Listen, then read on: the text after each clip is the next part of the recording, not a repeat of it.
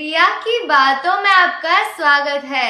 देशभक्त वीर जवानों અને વીર શહીદોના આત્મ બલિદાનના કારણે આપણા ભારત દેશને અંગ્રેજોની ગુલામીમાંથી આઝાદી મળી। વંદન છે, સલામ છે એમની આ શહાદતને।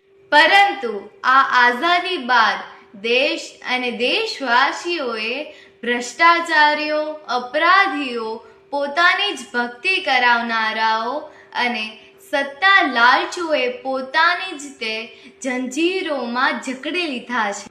તેનાથી આઝાદી મળવી અશક્ય લાગે છે।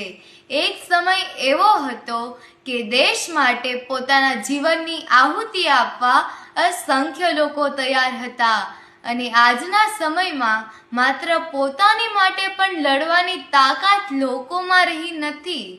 સાચી આઝાદીનો સૂર્યોદય ક્યારે તો થશે એવી અપેક્ષા સાથે આપ સૌને ક્રિયાના હેપી ઇન્ડિપેન્ડન્સ ડે। ફરી મળીશું નવી વાત અને નવા વિચારો સાથે। देखते रहिए क्रिया की बातें।